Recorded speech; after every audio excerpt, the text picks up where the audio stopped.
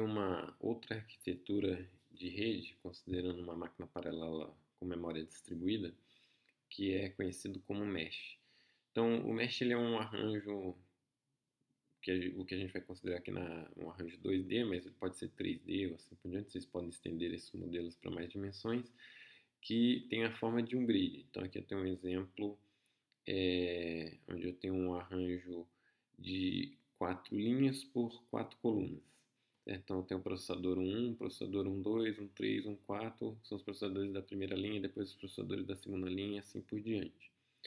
Uma coisa que a gente vai assumir nos modelos mesh é que o número de linhas e o número de colunas é sempre uma potência de 2. Então, eu tenho 2 elevado a k linhas por 2 elevado a k colunas.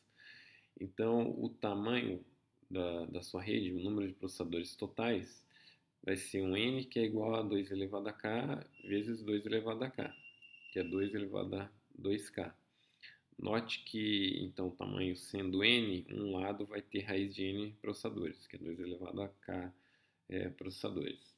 Aí a gente faz aquelas análises de algumas propriedades dessa rede, porque elas nos dão indícios lá de quão rápido a gente pode realizar determinadas operações nela.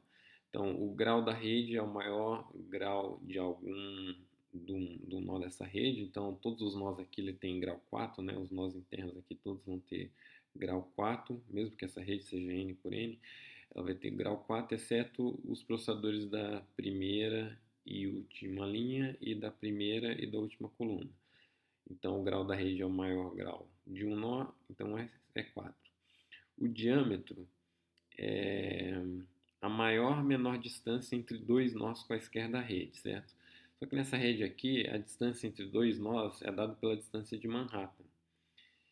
Se você tiver, então, dois nós, um que está em x1, y1, na linha x1 e na coluna y1, e um outro nó que está na linha x2 e coluna y2, a distância entre eles vai ser dada por essa continha aqui, a diferença entre as linhas, aí você pega o módulo disso aí, mais o módulo da diferença entre as colunas. Então, a maior distância vai ser entre os nós que estão na posição 1, que é esse cara aqui está aqui, com o nó raiz de n, que é esse cara que está na outra pontinha aqui do seu grid.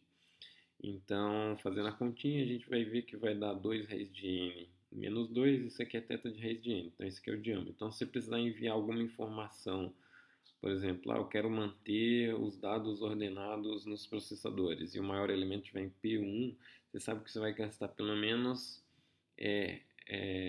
ômega de raiz de n, isso aí vai ser um limite inferior, certo? Então, por isso que eu estou falando ômega, para você enviar esse dado de P1 até o maior dado chegar no destino final dele, que é esse último processador que está lá em raiz de n.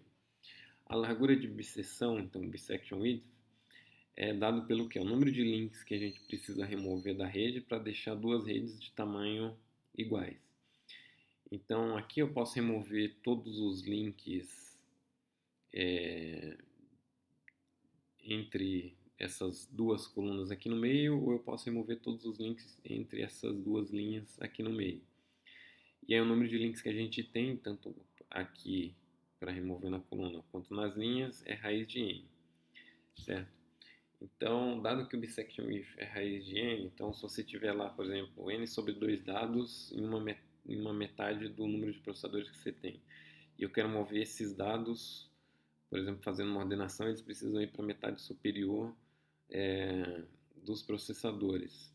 Sabendo que seu bisection width é raiz de n, você vai precisar de pelo menos n sobre 2 dividido por raiz de n passos, que vai dar raiz de n sobre 2 passos. Então, isso aqui também nos dá um limite inferior lá para determinados algoritmos que precisam ficar movendo os dados entre os processadores.